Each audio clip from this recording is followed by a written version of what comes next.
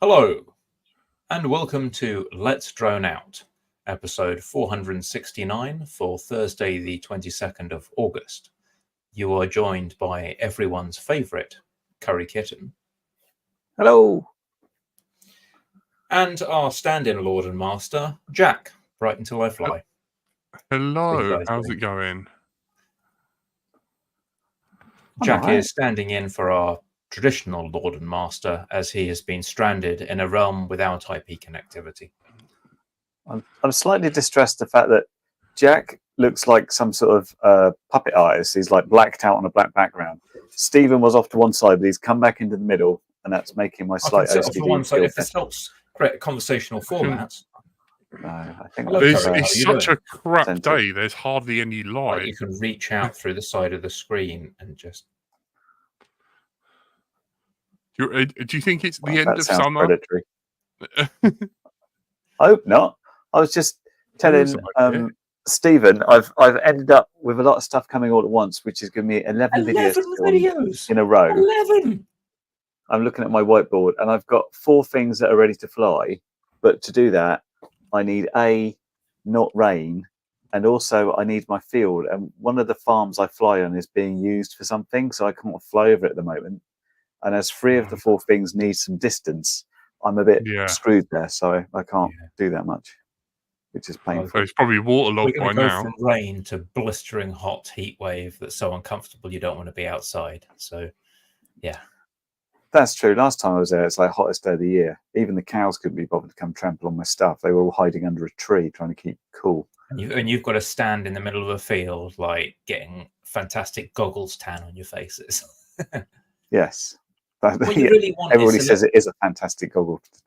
Maybe not a full gazebo, but some kind of lightweight umbrella that could provide a bit of shade, so you don't end up with like the traditional ski mask like tan lines. That wouldn't be bad. I've never really gone with like occasionally. I used to take a chair with me. That was as high tech as it went. These days, I have a tarpaulin, and I sit on that if I need to sit down. Yeah. That is as good as it gets. You've got quite a muddy flying experience, though. So, just this week we were. Well, I wandered onto the Express LRS Discord, and I noticed that after years of people jokingly asking, "Oh, well, what about Mavlink? Why don't you add to your high-speed racing link Mavlink that people use for unsupervised flights on these giant autonomous drones, because that's what you want with a racing 5-inch. It's going to come out the next release.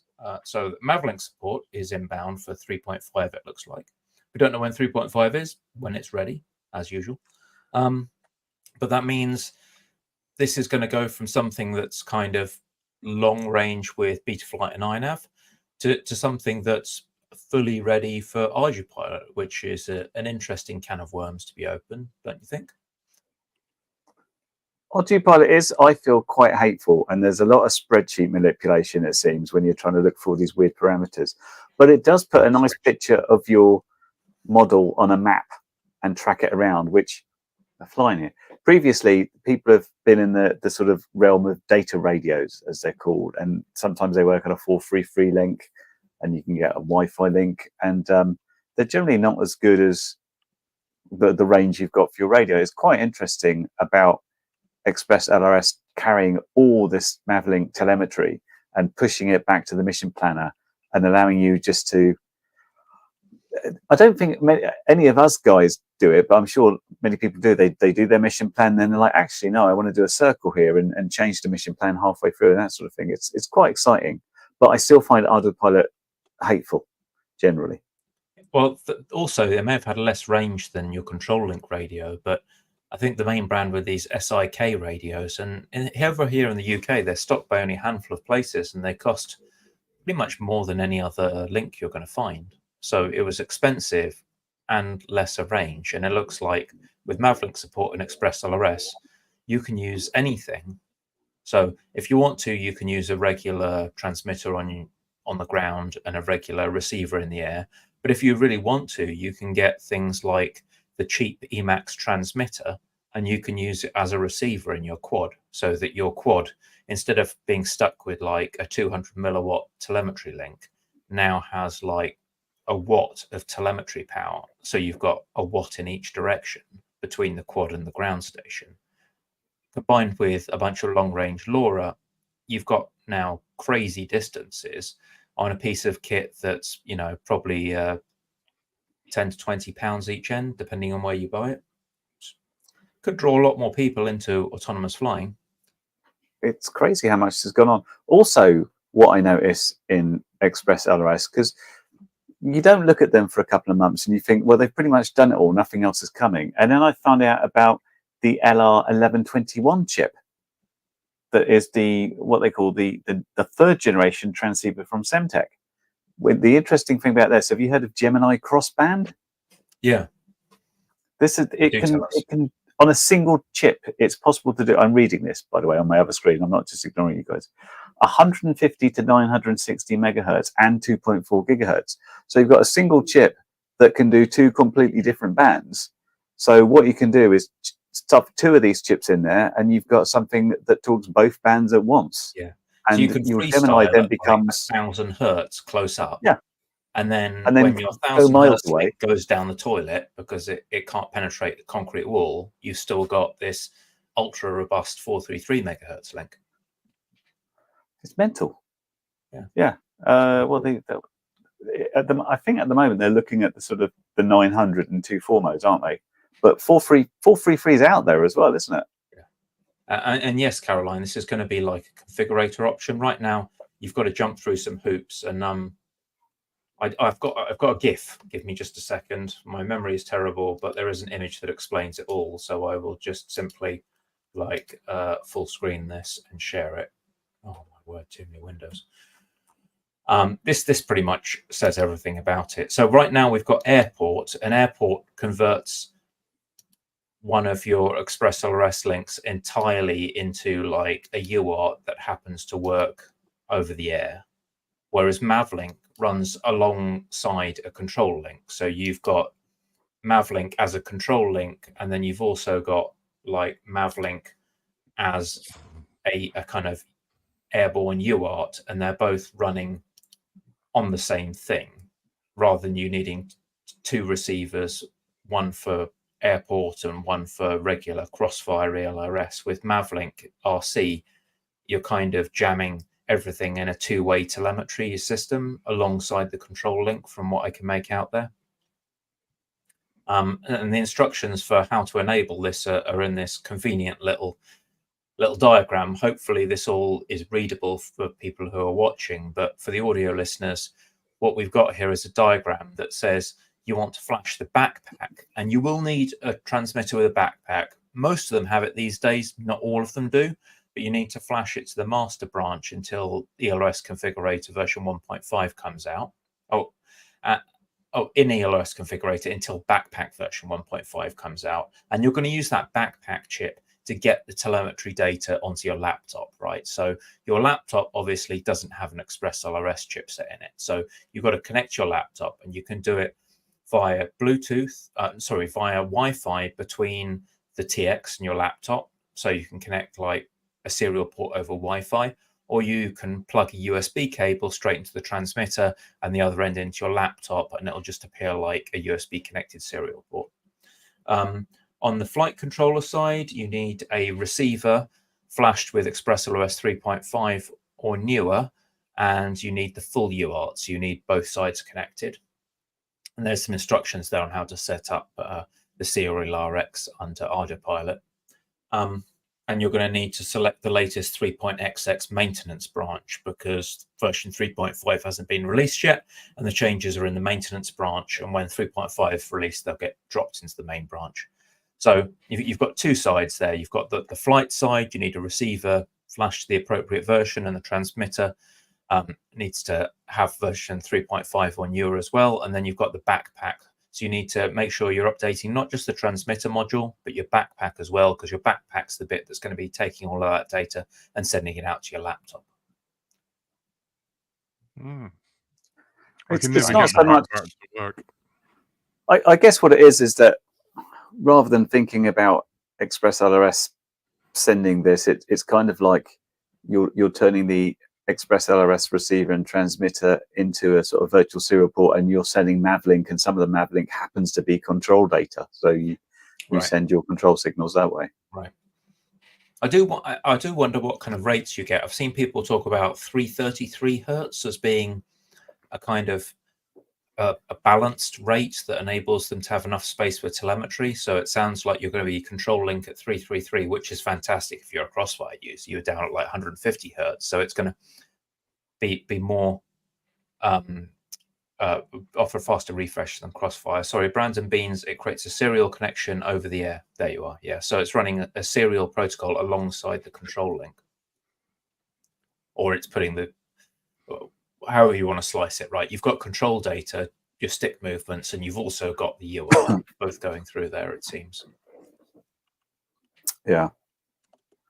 333 seems quite reasonable. I fly 150 hertz most things without thinking, oh, this is slow, because I'm slow these days. And this will enable you to set waypoints while the craft's up in the air, and, you know, direct it to go and do a grid search over a field or whatever you want it to do. Yeah.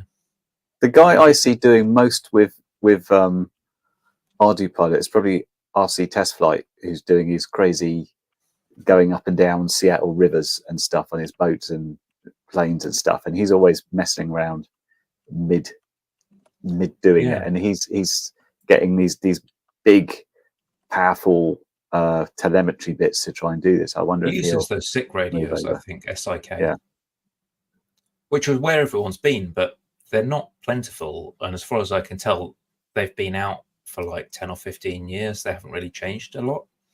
There's not a lot of competition, so this kind of lights a fire under that space and pushes some competition, which is generally good for hobbyists when you don't want to pay the earth for your equipment. I do like the idea of doing it all in one thing, reduce the complexity with a single connection.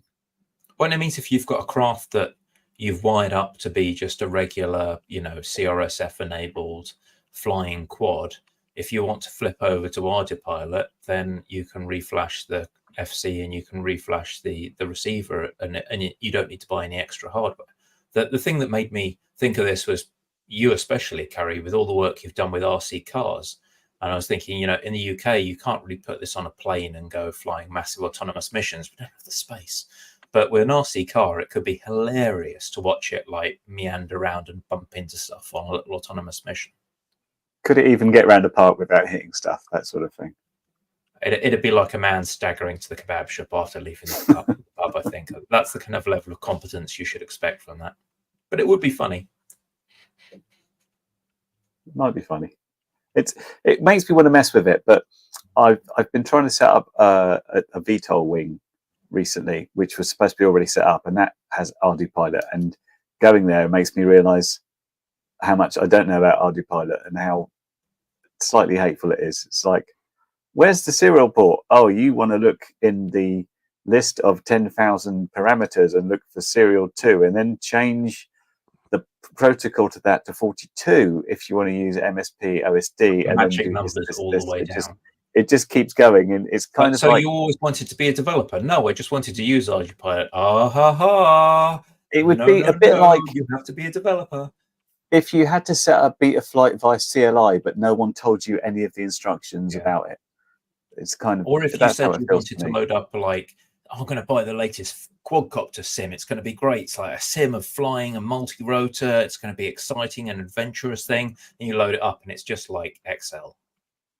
What's this? Oh yeah, this is the Ardupilot simulator. Yeah, you've got 10,000 rows, and you've got to set them up correctly, otherwise your motors will burn out. Have fun. Yeah. Well, I have to say I'm still loving what Express LRS is doing. It kind of feels like it's not from the core of it, because I remember, like, we're not going to support these old protocols like SBUT, but of course somebody else comes in and says, oh, we'll put SBUT in. Do you want to put it in? Yeah, okay. Hey, we've done something with Mavlink. Do you want to put it in? Oh, I guess so.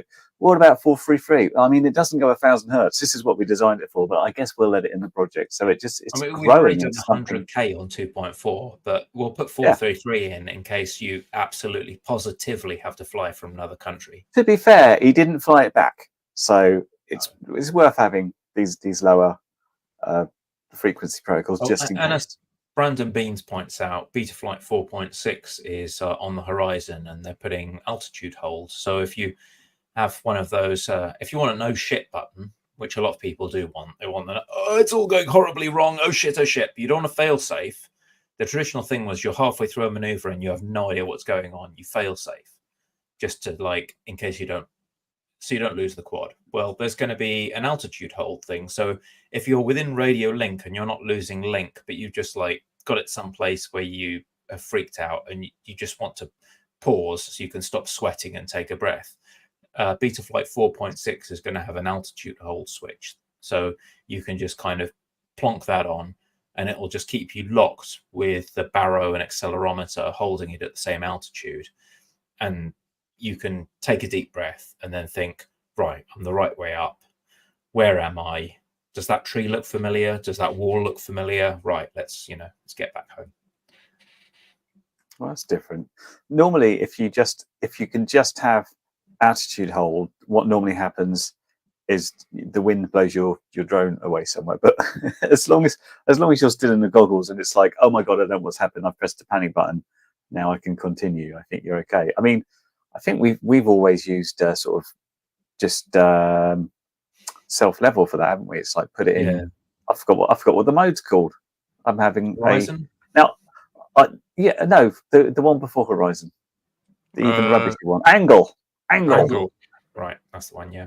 No dimension. I've got it. It's in there. So this is like flipping it into angle mode, but with like an intelligent throttle hold that's just going to keep you that height off the ground.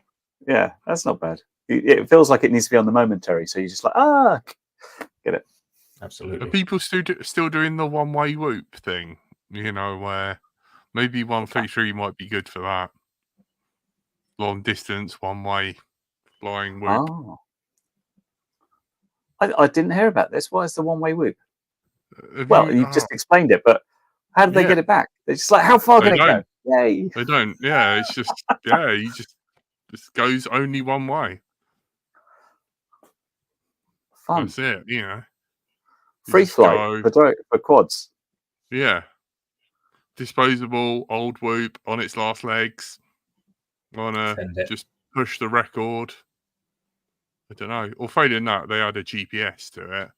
Little GPS, but don't have like the normal antennas. I was thinking about maybe you could make like an even smaller antenna out of the ones that you harvest out of GoPros. And then maybe you could just last known GPS and then find it like that. But you can't add one of your lovely Biebery things. It'd just be too heavy for it. That'd be a shame. Mm. I suppose it depends. It wouldn't get that far. It's, a couple of... Because I remember I was trying to do this, like, how far can I go on a 1S? Back when we had brushed, how far can I go on a 1S brushed whoop?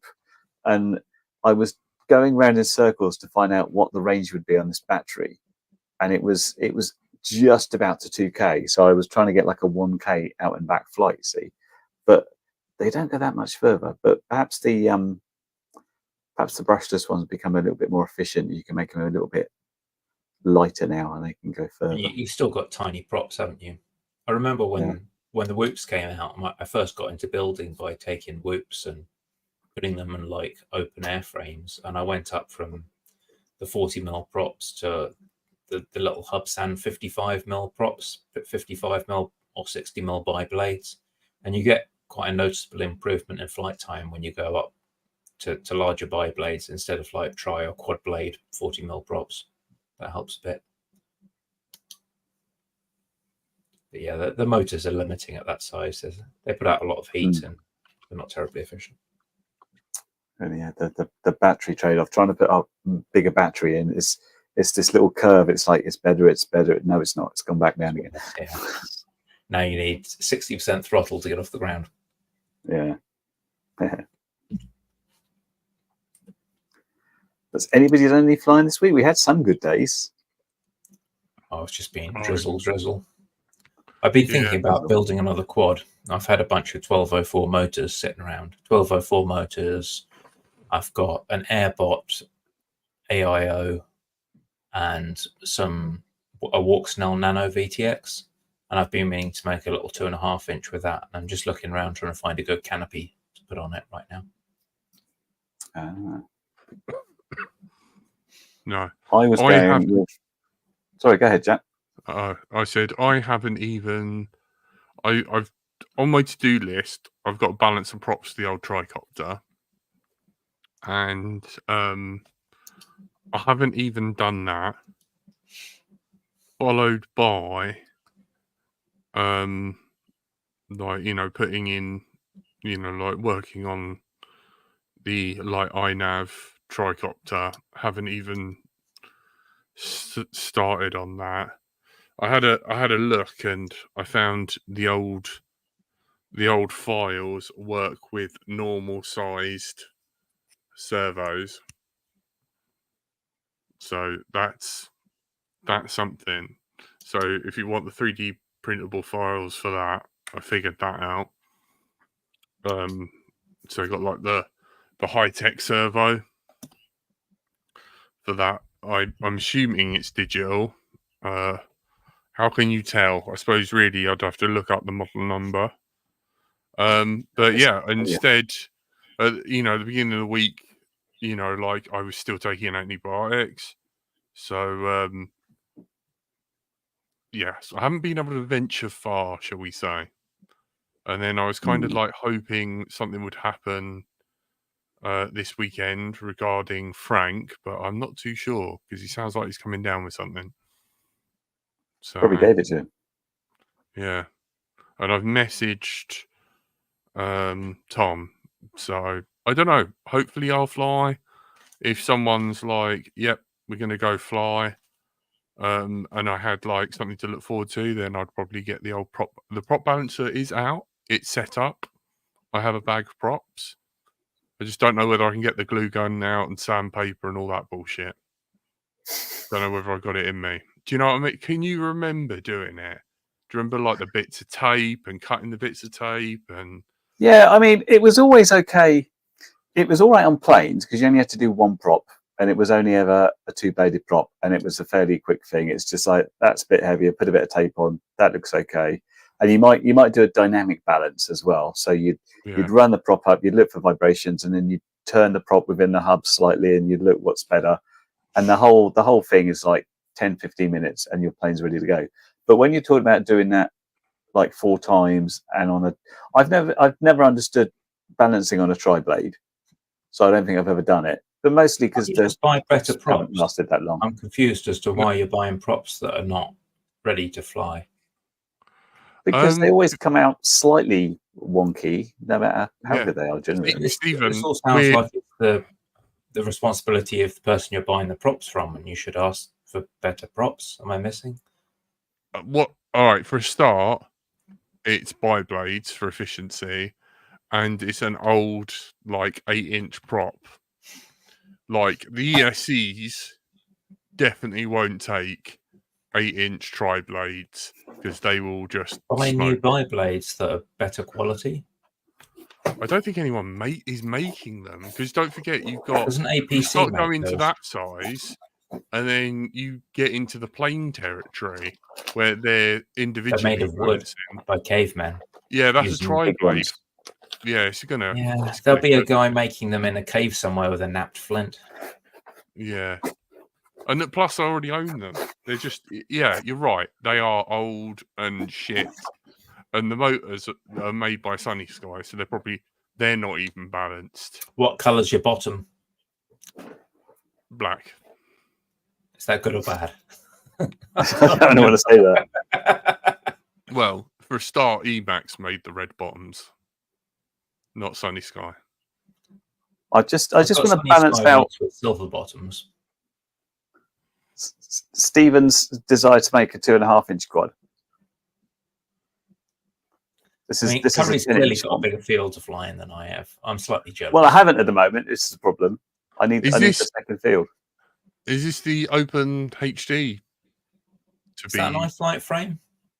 No, this is from. See what it is. Sure. Tell us. This is a 10-inch quad frame. It's from Secure, who make with a Q. with a Q, who are most famous for making soldering irons and now ESCs. They have made this 10-inch quad, and I thought, yeah, why not? And it's got quite a lot of space in there. It's analog. Very They've been making a name for 2015. themselves. They're now on the Betaflight approved partner list, secure. They've been really They seem to be doing throwing a lot of help the project. Different things. Yeah, these are the 10-inch props that come with it, which I wouldn't like to break one because they look expensive to buy. Gem fan carbon fiber by the looks of it. And yeah, 7-inch thick. Caroline wants to know what the motors are. Are those 3115s like Caroline had? Don't even look like it's got anything written on them. They don't have anything written on them. I remember looking it up so I could. They look 30 size, like that sort of size. They'd have to be just been a 10-inch prop, right? You're not going to do it on a 28 motor. It's going to be 31 or 35. Fascinating. Or 28, 40 maybe. Big tall hot boys. 2840s were popular a while ago, but obviously the taller you get, the hotter they get. They are 3115s. Hey. At 900 kV. That's what Caroline was talking about earlier. She was doing a build with those 900 kV. I was lazy and mine came pre-built. Lucky guy. Well, I thought it might make a fun noise. I like big things making sure it'll noises. Make a fantastic noise. That sort of noise. You should probably not balance the props because then you'll get a reassuring kind of. I don't know how to balance these. They're too big and stupid looking, so I'm just going to fly with it. Oh, there's Jack's props. Oh my god, I forgot how to drink. Did anyone see that? I took a swig of my drink. Totally forgot how to use it. Like airplane. And then just choked myself to death.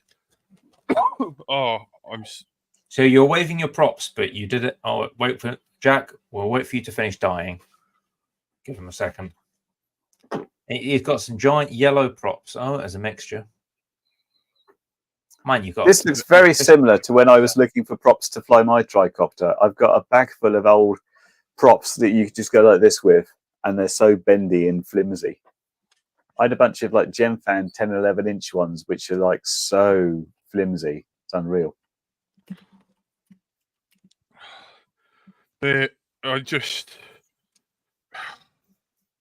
It's trying to find ones that I seem to have more clockwise than counterclockwise. A lot more clockwise than counterclockwise. Oh, HQ are doing some props in the 8-inch size.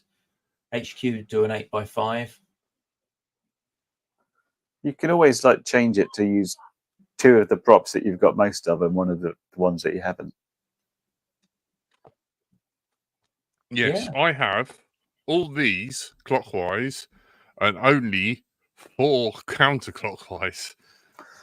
I suggest you use 2 props clockwise or counterclockwise on a tricopter. You could literally just use more clockwise than counterclockwise, couldn't you? Because you can indeed.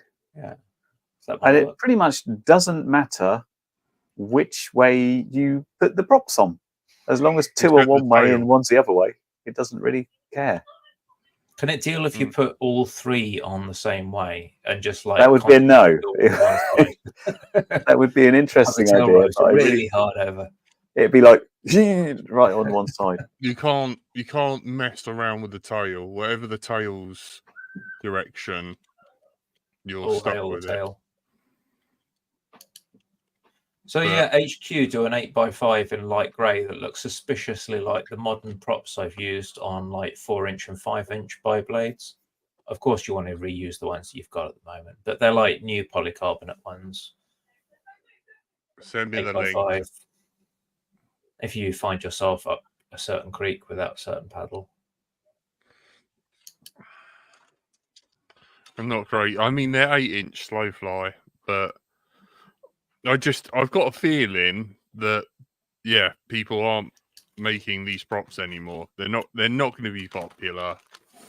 not many people are going to be making them. Well, I'm telling you, literally, they do make them. HQ make an 8x5, so it's available. It looks identical to their smaller props, so it's going to be the same technology, the same material science. It should be. Yeah, I mean, shit's moved on, you know. I mean, give them a whirl. What's the worst going to happen? You know, if it fails the hover test catastrophically, you can just cut throttle before it goes too far, right? Yeah. I mean, it's no big loss. It's always a. It's all for a laugh. Well, you've got to fly it sooner or later, right? Got to. Unless you want to just put it up there as a piece of history.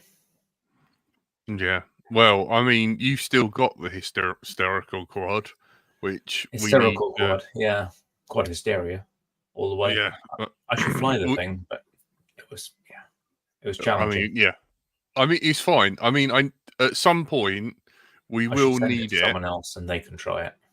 Well, no, it's originally it's to show you, and the main recipient of it is Cole. I'll give it to him when he appears. Yeah, so it is. It's a challenging thing. You kind of take it up there, and it decides to weave around, and you can kind of fly through obstacles, but you can't fly that fast because it just doesn't respond well to quick stick movements. You've got to like really slow down the inputs, which is a bit like it's like trying to steer a wayward shopping trolley. Well, it's a bit of a challenge for you. I mean, tune it. See if you can get any more performance out of it. I haven't got any good filters on it. It can't even do good filtering. Like, if my first go-to thing was I just rip out that MCU and I put like an H7 in there and just like have recent firmware and replace the ESCs and the motors, and then just be like, well, it's the same quad.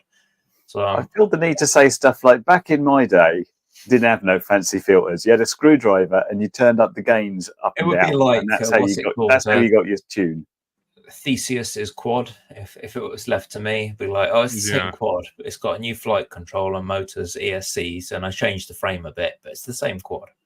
Mate, I think you need to embrace the wonkiness of it and just go with it. Yeah. If you want to really embrace the wonkiness, I've got an AR drone up in the loft. You want to try flying over Wi-Fi, boys? I think that might be one you haven't done. You think your controller is terrible with FR-Sky? Loads of quads over Wi-Fi. I can beat that. I've got one of them dodgy. What they call him? Who's that guy that did the Kickstarter? Big dodginess. Vernon. I've got one of his crappy drones in a cupboard somewhere. Yeah, that is terrible. Was he just trying to flog that stuff through Argos or something? Because it just read like a list of obviously failed promises. Yeah, he managed to get the original. What they call it? I forgot it now. I wanted to say it's called like something like the mini. No, he wasn't AI. It's like the mini drone 2 or something. I don't know what it's called. Anyway, it was very bad, in my opinion. Someone put the disclaimer on. And it didn't fly very well. Where he could just everybody's very unhappy about the crowdfunding. It wasn't Kickstarter, it was something else he's tried to do to get the next one. It's not Kickstarter, it was something else. One of them. Views expressed by any guest or host on the show are personal. And may not reflect the views. He hasn't come up with a delivered product as yet, and it's like 4 million quid later and many years. And he's got a lovely house and a sports car. I don't know what he's got. My suggestion only, I do not believe these views. Vernon very much reminds me of an apprentice candidate where he really believes in himself, but is essentially not there, if you get it. He's like, yeah, I can do that. I can do that. I can do that. You're not doing it. Yeah, I am, but it's failing. No, it's good. It's going to be great. Okay. Well, he's been quiet for about 5 years, so I guess that's all she wrote, right? He's still working on it, maybe. Anyway, I got one of those. Maybe I should do a single distance with that, but I have the feeling it would go down. I would still be able to bloody see it, let alone try and find it by GPS or something. I know. Are you very interested in the one-way notion? of flying something, only one not having No, a return. I can't deal with losing stuff. I've the only thing I lost was one of those silly cheapy things, which just like let's draw this thing on a phone, and it goes and flies itself, and he went wing, and that's the last we saw of it. So no, I'd be like, I don't want to. Even my old crappy stuff, I was like, oh well, I could do something with it, or I could give it to somebody if they didn't have one, rather than just fly it to nowhere. Seems an odd concept. I kind of like the idea of flying one way to like, oh, maybe I could, for example, can I fly this and land it in Jack's garden? Not that Jack has a applicable garden, or fly it through his window or something like that. That would be an interesting one way thing, and then like he could fly it back or something like that. But no, the idea of losing something seems a bit bad. I'm friends with my neighbours opposite. I've always been tempted to like fly between mine and theirs, but I can't then release it because then people would probably figure out where I live. I don't know. Keep coming around. Hey, last week we talked about the Runcam Open IPC thing, didn't we? Briefly. Yes. And how's that Stephen going? said it was a render. It's not a render. Oh. It is. It's alive. It exists. Look at I this. think it was just a currently- Photoshop. Currently connected to this flight controller. There's your big fan, and there's your camera. Is that an And FPV unit, or is that a there's your- Pentium There's your 200 Ethernet MMX? cable. Oh You are. god, Look at the size of the RJ45 heatsink on that. It takes me back to the Socket 7 days. Look at that. It's a big You one. remember Socket 7 It's a big fan. CPUs? That's think not I had- Ethernet. That's I had phone something that line, size in a isn't it? PC once upon a time. Jeez, look at that. Yeah. So I'm just testing that out. It's not quite working yet. What's Possibly it like because the so far? instructions. Is it aren't quite right. alive at least? Yeah, it boots up, and I can SSH to it. Hooray.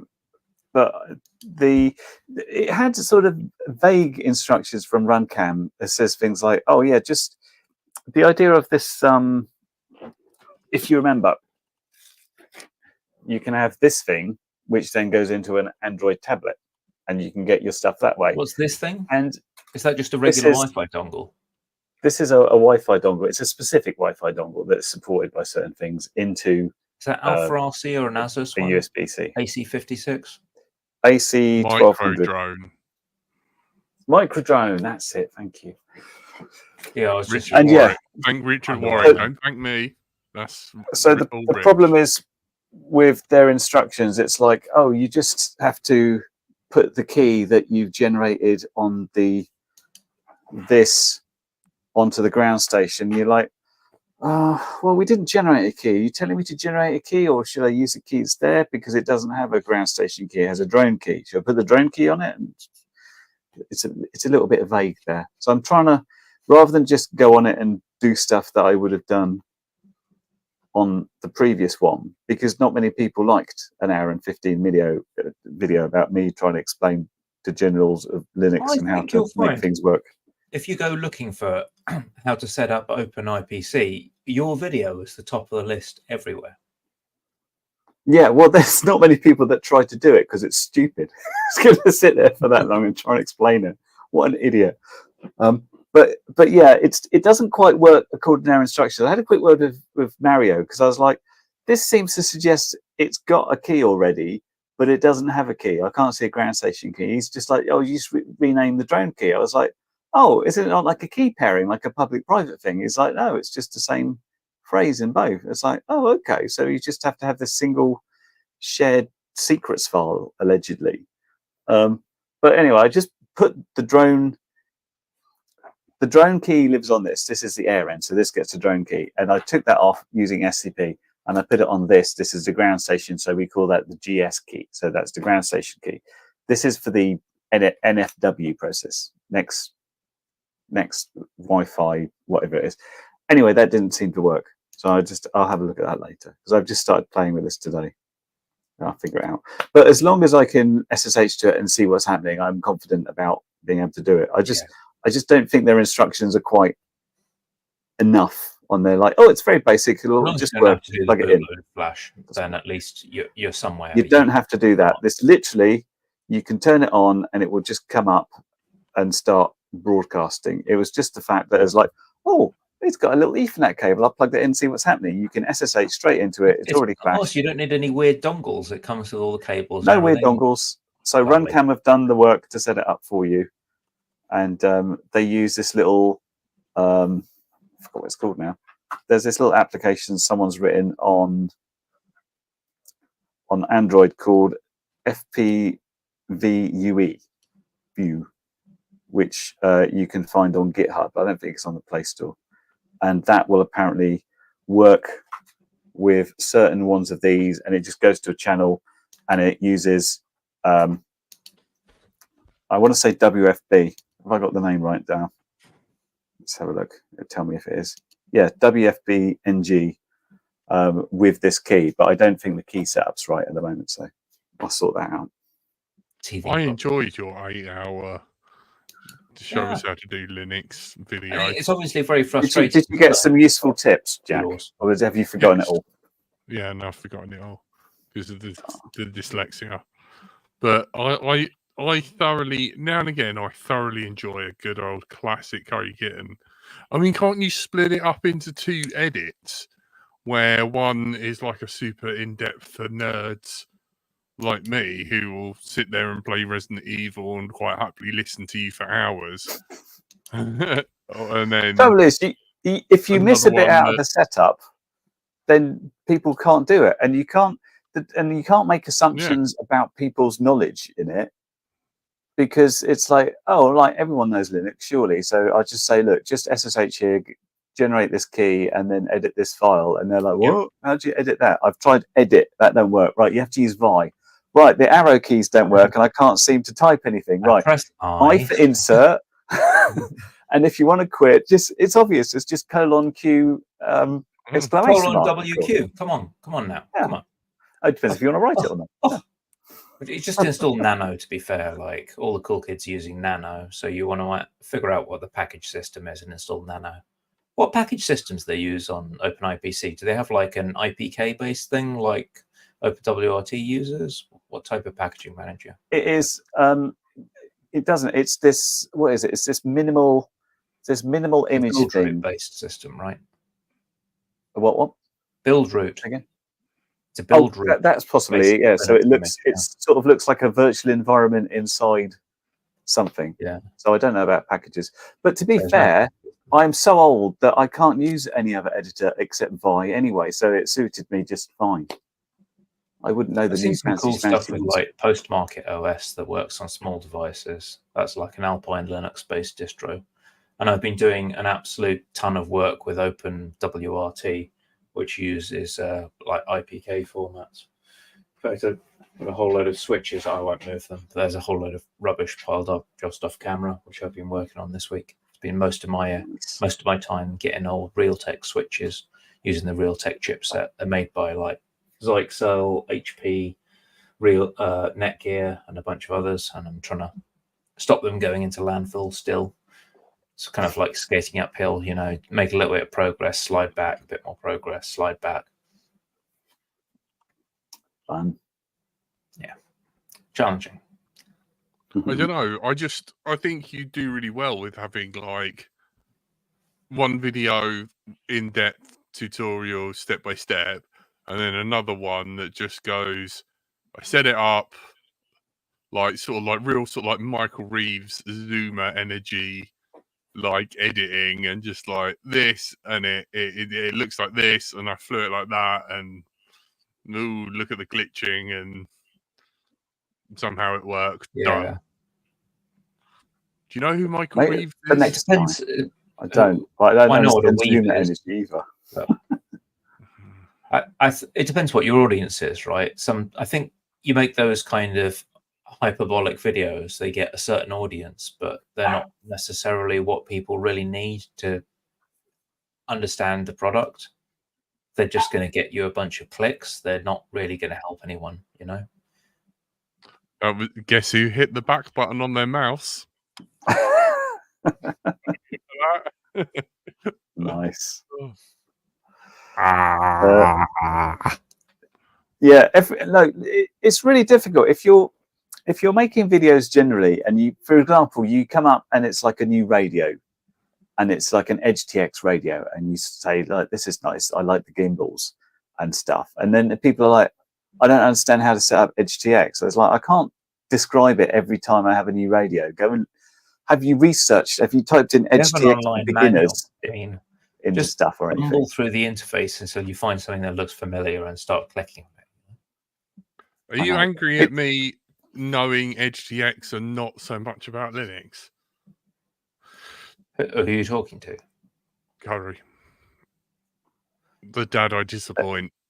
It's just your inability to retain any information that I give you. It's frustrating. I know. I'm sorry. So I'm like, Jack, so which command should we use now? And he's like, it's just a man guessing random commands until he hits on one or something. But that's okay. Yeah. That's not your fault.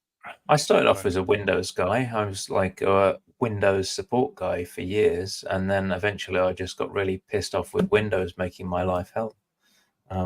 It's got even worse now. It's got worse. Yeah, I heard.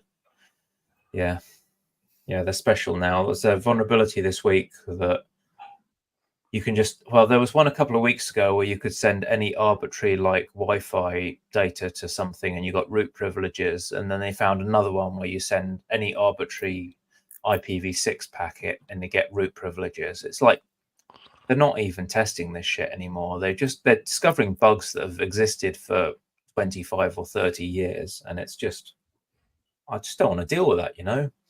If you work with stuff where you have to actually put these computers directly on the internet without a firewall and they've got to be up there every day, all year, it's just too much like hard work to worry about that stuff.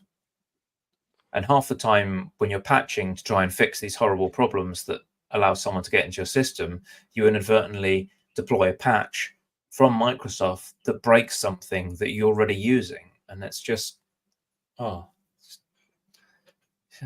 screw it. I'd rather, like, if I have to read a phone directory and then it's definitely going to work once I read a phone directory of information, I will read a phone book just to know that it works, you know. I would like to say that when I worked in tests, which was system verification tests, which was like the doing the stress and like, let's make it break somehow, we did a pretty good job. But one time when I worked for IBM, we released a version of Java and nobody checked that they updated the version. So it just went out with the same version as previously. So that is, you know, we tested the crap out of it for crashing and recovery and security, but no one double checked it wasn't called 1.4 anymore. It was now called 1.5. That was quite special.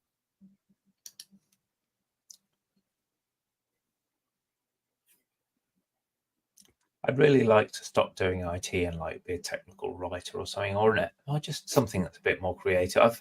I've been doing IT for 20 years, and I do question like maybe it's just a hellscape, you know, which I think Curry realized a while ago is probably older and wiser than I am, but I'm convinced there might be some redeeming aspects to it, but it's probably just a hellscape. To be fair, I stayed in it for more years than you. I'd done like about 26 years before I got finally fed up. So you've got a little while before you lose it completely and start thinking about how to murder everybody around you and things. Well, there's no sharp objects on my desk, so phase 1 is complete. Preempting, you know, we'll make sure it's okay. And besides, no one's invented a machine that lets me stab someone through the internet. So it's all right. It's fine. It's coming. It's coming. Bash.org quote. Anyone remembers bash.org? Bash.org. I'm going to be rich and famous when I invent a machine that allows me to punch someone in the face through the internet. I think it was something like that. I think it can happen, but people will have to consent to having these like punchy things above their monitor. Yeah. It's just a matter of time, you know. You can sell someone a television with a camera in it now and microphones. Why not, you know, just a boxing glove? Just like every sofa comes with like a boxing glove that sits like right next to your crotch or your face or something. And you'd be like, well, what's that for? Oh, don't worry about that. Don't worry about it. Just plug it in. Yeah, you've got to have like the seat warmer connected. So plug it in. And then, like, you have the haptic suits in the arm. They can punch you in the face or in the nuts over the internet.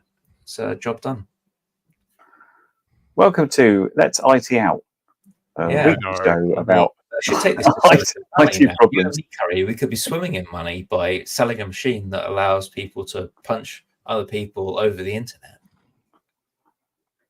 Yeah, I am not going to be your lab rat.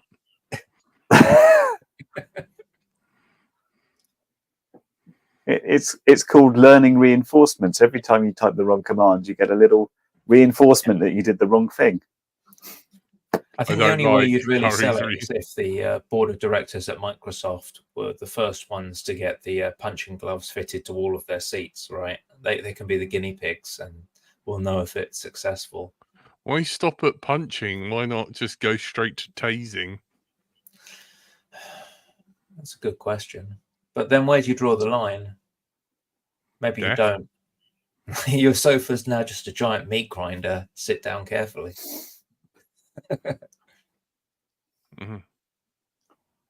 That's it. Sounds fair. Caroline Tyler points out that she's always wanted electrified shocking keyboards and mouse under IT control. That'd probably be that'd probably work. Yeah, do that. Just keep I quite like this comment. Wayne could make 100 YouTube shorts about setting it up. That is ripe. That is ripe, mate. Cut it, put it in portrait mode, and just have like a bunch of flashing pink and yellow text on the screen, and zoom in and zoom in to like a command line where you're typing really slowly. I like it. Show this one little command, and you have to go over after like 2 characters, and it's like, do this. Yeah, now look at the other 15 shorts in the series, each with 1 line of text. Fun. Fun. There's this lady who does like general electronics and stuff, and the reason why I found it, like, I'm going to offer some teaching lessons on electronics, and it's like, this is what an electron does, you know, like that's the starting point. What does an electron do, Jack? Does it hang out around the corner of the street looking for trouble? Yeah. And it's isn't it negatively charged ion or something? I don't know. I haven't. I'm waiting for them to go up on YouTube. But I randomly tuned in, and she's making a drone, and she's talking about KV instead of the size of motors, and is going to use an Arduino Uno. So beautiful. You would rip your dick off and just want to throw it at her. Like the sheer. She's going to build like a 2 kilo monster with like 0802 motors. I don't know. I don't want to spread hate. You know, it's okay because we're inside the hobby. And I don't want to get into the gatekeeping or sexistness. Physics and engineering are not the same subject. But incredibly smart person, very talented.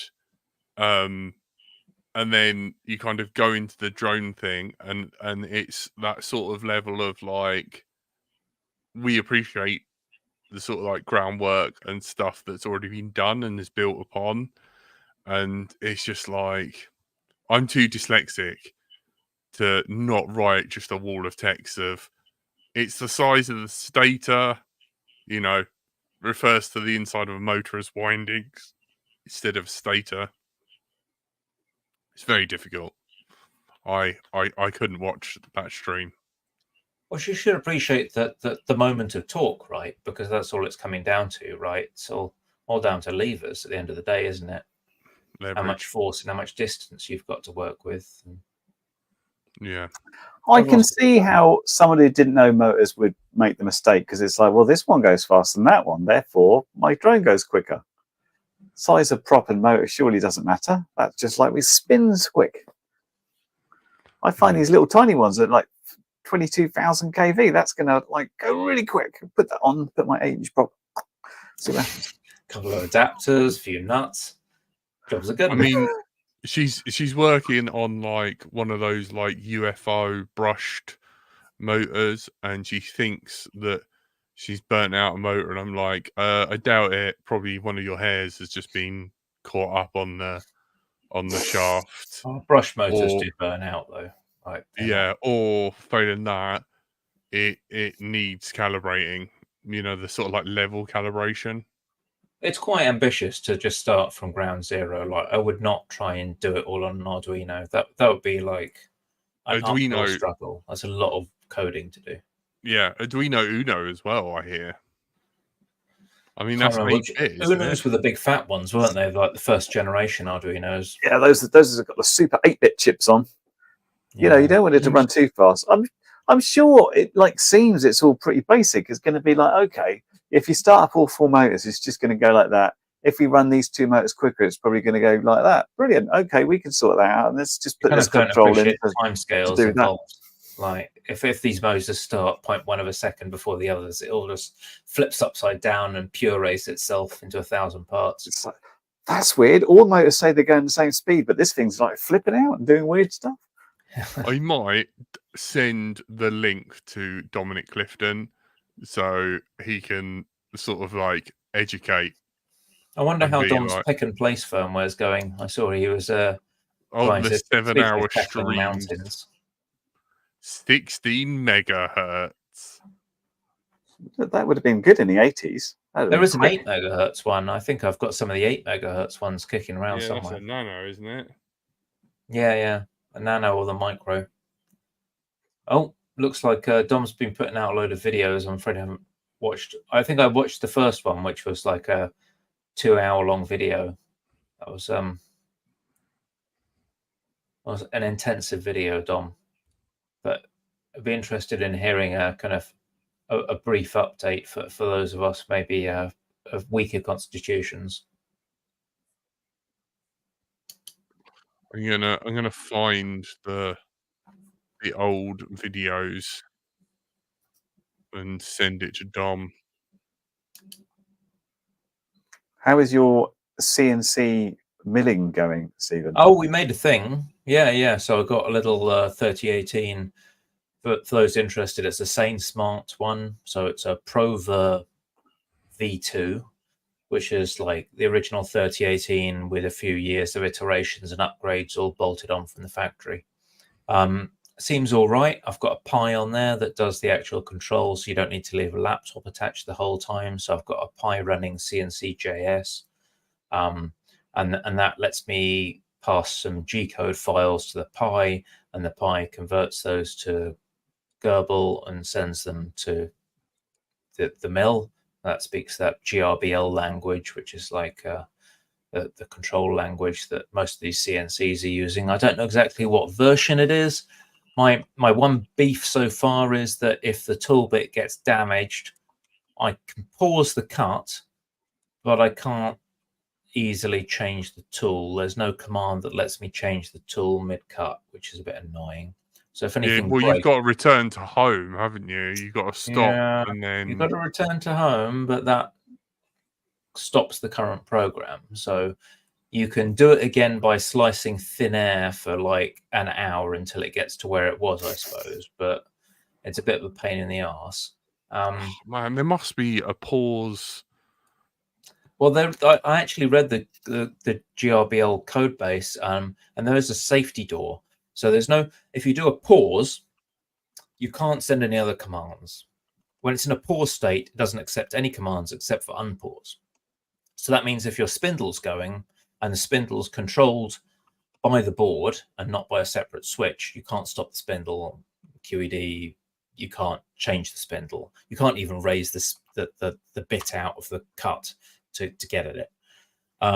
So there's a safety door thing. But no one seems to have implemented this safety door mechanism, which the safety door is like stop the motor, put it in a safe position, and then, that's what happens when you open the door on a proper industrial machine. It moves the tool head out of anywhere it might harm you and puts it in a safe space. If it's hidden. I I wonder if it's in the Mine doesn't do hidden that. in the power loss resume, because I think that's what like the old Ender 3s were like. Or just hit the big red button. They have a thing where they just put it into power interrupt, and then the resume job. But it's not an Ender, right? So it's running a completely different. It doesn't run.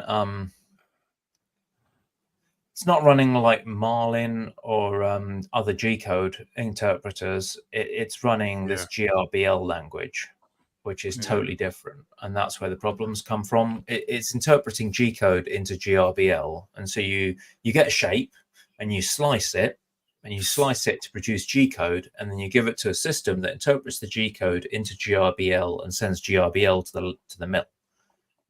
So I can send G-code commands, and they just bounce off this thing, because it's like, well, at this point in my stream of GRBL commands, it's not valid to insert this additional command. Like, you've hit pause, and if I hit pause on my 3D printer, I can go in and change the temperature, or I can change the movement speed, or I can do a retract or whatever. I can't do that with the mill. If I hit pause in the mill, the GRBL pause command blocks all the other commands. So I'm thinking I have to recompile GRBL for this board, or buy an entirely new board, compile custom GRBL for it, and put the board in. And I just, oh my word, yeah. So I'm just going to say, screw it. For now, it works. We've got some decent end mills at last. I started out with some V-bits. They're fine for writing letters, but terrible for everything else. Got some proper upcut 2-flute end mills. They're looking good. Then we tried to do ply, and we found out with ply, if you have a sheet of ply, so sheet of ply, end mill, go down to it, bzz, bzz, bzz, bzz, bzz. Upcut is throwing the chips up. With sheets of ply, that means it just splinters the edges and they explode up. So you end up with really rough edges. So I've got a downcut end mill now that'll push the chips down, which won't clear the chips as quickly, but it means that the layers won't get exploded, hopefully. So fingers crossed that works. It's a learning process. It's quite cute to have the Pi with a little web interface. I quite like CNC.js. That's been good. I hate leaving laptops connected to machines when they're running. I don't really want a laptop controlling anything. I want it on a dedicated box. So the Pi has been nice there. Anyway, yeah, it's a good laugh. We're able to make things. You can draw them. We're using easel as a really simple way to draw stuff. You can do a roughing pass that takes out the bulk of material, and then a finishing pass with that. It's all right. Sorry, that was a bit for... No, it's fine. Story. That's all right. It was cool. It's good. It's good. No, it's good to know where you're at. Yeah, I would recommend fun toys. It's a laugh, and I was worried about the bits snapping and going everywhere, but I've just got a massive Tupperware box and put it over the top. So I did look at them, and they seemed very expensive. Was it very expensive, or was it not too bad? It's like 300 quid. But how big can it cut? I suppose that's the big thing. It's a 3018, so it's 30 centimeters by 18. So a reasonable bit of wood.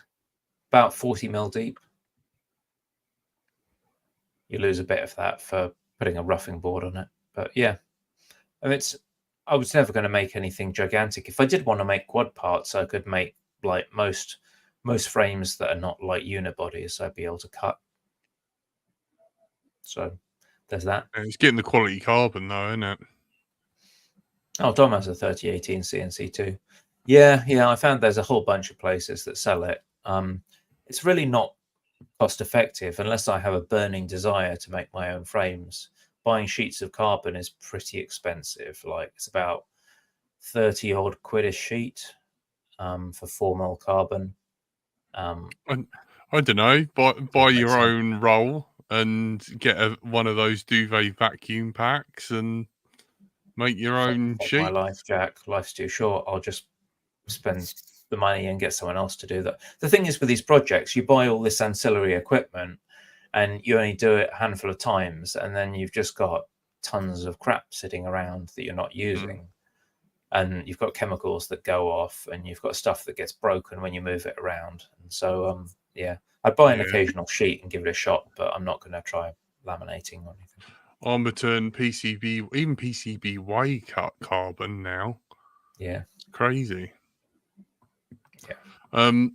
Unfortunately, that's all we got time for. Stephen, do you want to see us out? Thank the Patreons, etc., etc. Thank you, our wonderful Patreons: Lee Southworth, Clive Art Faulkner, Wyn Davis, Richard Warwick, Joshua Bardwell, Greg Spencer, Bloods FPV, Phil Frying Frog Parslow, Daniel Upton, Daniel Carboni, Dom Robinson, Sawney Bean, FPV, and others who've been scrolling along the bottom of the screen. It's excellent that you support the show. We really appreciate it. Thank you for helping everything stay online. We just had to renew our website recently, so really appreciate it. Off Access FPV, Francois Pelser, Stubbsy, Clean Flight, Don Clifton, Chris N, and others. Apologies if I didn't mention you. I have no idea how long this banner is, but we really appreciate you. Thank you. You have been joined by everyone's favourite Curry Kitten. Goodbye. And the originator, the man himself, Jack, right into Lifeline. Meow. And myself, Stephen. This has been Let's Drone Out, episode 469. Cheers, everyone. Bye. Thank you. Don't be on fire. Yep. Rule 0.